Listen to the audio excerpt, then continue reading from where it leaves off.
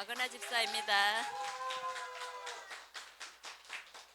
저 이런 자리가 처음이어서 절대 못한다고 했는데 순종하는 마음으로 나왔습니다. 저는 온유한 성격입니다. 성격대로 신앙생활도 아무 일도 일어나지 않는 것이 기도 제목이었습니다. 아무런 사건 사고 없이 사는 것이 소망이었습니다. 제 이러한 성격은 주 안에서의 성장을 멈추게 하였습니다. 이런 저를 성장하게 하는 방법은 아프게 하는 방법뿐이셨던 것 같습니다. 암 투병으로 특급 과외가 시작되었습니다.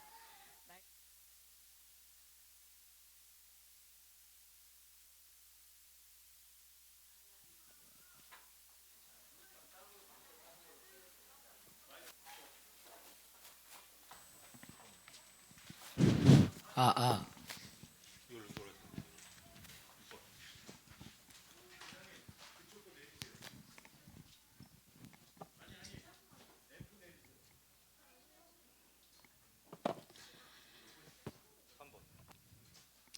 말씀을 읽게 하시고 깨닫게 하시고 기도하는 방법들을 알게 하셨습니다. 신앙생활은 정도가 없다는 것을 알게 하셨습니다. 사는 동안 하나님 안에서 끊임없이 갈등하면서 배워야 하고 실패하면서 성장하는 것이 하나님의 자녀로서 살아가는 삶이라는 것을 깨닫게 하셨습니다. 제가 깨달은 것은 나눠보려 합니다. 제가 처음 교회를 가게 된 것은 중학교 때 친구의 권유로 다니게 되었습니다. 주님의 은혜로 창세기의 모든 말씀이 믿어졌고 예수 그리스도의 구원의 역사도 알게 되었습니다. 교회 생활에 열심을 낼 때쯤 아버지의 반대로 나가지 못하였다가 성인이 된 후 다시 교회를 나가게 되었고 성경 공부를 하고 교회를 섬기는 신앙생활이 행복했습니다. 집안에 교회를 다니는 사람이 없어서 신앙생활을 유지하는 것이 쉽지 않았지만 주님만을 의지하고 모든 예배와 모임에 참석하였습니다. 하지만 사단은 제가 성장하는 것을 방해하기 시작했습니다. 남편이 직장을 영업직으로 옮기면서 수입이 없는 날이 많아졌고 제가 일을 할 수밖에 없었습니다. 직장을 다니고 아이들을 키우고 집안 살림까지 하면서 예배와 모임은 참석할 수 없었고 말씀을 읽을 시간도 없었습니다. 제 영혼은 가난하여져서 남편과 다툼이 시작되었으며 끝내 아이들에게 큰 상처를 주며 이혼하게 되었습니다. 혼자가 되고 보니 마음이 더 조급해졌습니다. 생활비와 노후 준비를 해야 한다는 압박감에 한 달에 2번 쉬고 하루 14시간씩 일했습니다. 기도하는 시간은 겨우 오고 가는 출퇴근 차 안에서 뿐이었습니다. 신앙생활이라고 하기도 부끄러운 시간입니다. 이런 미련한 저를 주님께서는 하나님의 자녀로서 살아가는 방법을 알려주십니다. 작년 8월 유방암 3기로 진단받고 투병하는 시간 동안 모든 세상적인 근심과 걱정을 내려놓게 하셨습니다. 처음 검사 결과를 듣게 되었을 때 이제 곧 죽는구나 라는 생각을 했습니다. 의사는 암세포가 너무 커져서 림프절에도 전이가 되었고 림프절을 절제하면 수술 후에 회복이 어렵고 일상생활이 어려울 것이라고 했으며 이 정도의 크기면 폐와 뼈까지 전이가 되었을 가능성이 높을 것이라고 했습니다. 정말 주님만 바라보게 하셨습니다.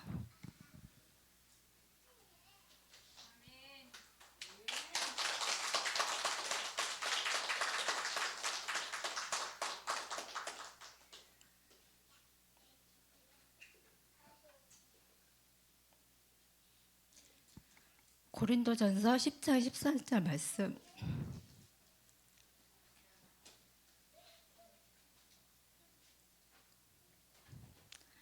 사람이 감당할 시험 밖에는 너희가 당한 것이 없나니 오직 하나님은 미쁘사 너희가 감당하지 못할 시험 당함을 허락지 아니하시고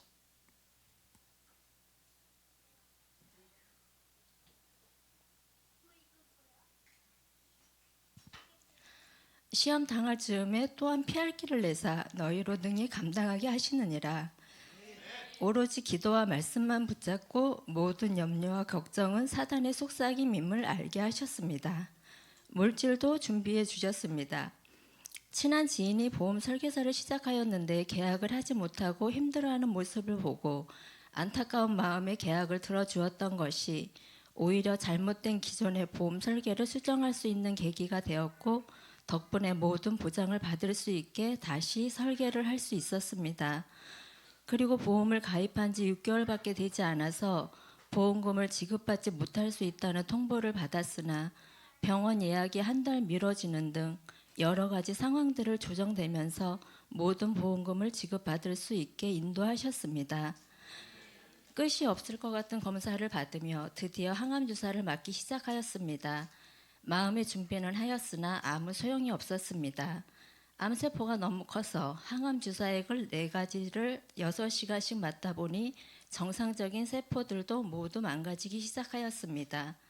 소화불량과 설사를 하고 머리카락이 빠지고 손톱 발톱이 빠지고 미각이 없어져서 맛을 느낄 수가 없어.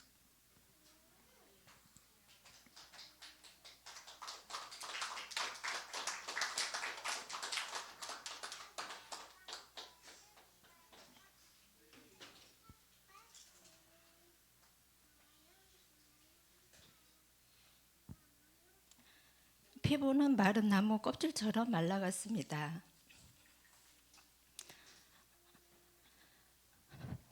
몸은 물에 젖은 솜처럼 무거워서 누워 있을 수밖에 없었으며 먹지를 못하니 어지러움으로 걸을 수도 없게 되었습니다. 아무것도 할 수 없다는 것은 정말 무서웠습니다.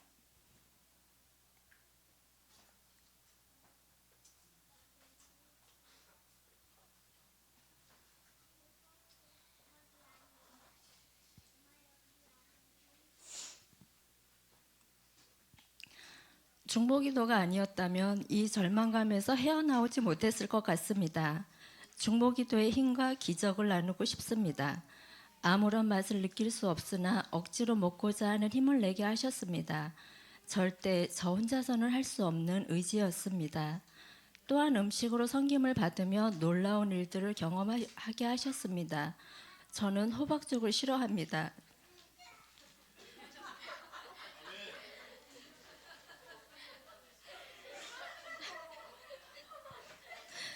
그런데 항암 주사를 맞은 후에 유일하게 역하지 않고 먹을 수 있었던 음식이 부목사님이 끓여주신 호박죽이었고 조금 음식을 먹을 수 있기 시작했을 때는 권사님들이 해주신 음식들만 먹을 수 있었습니다.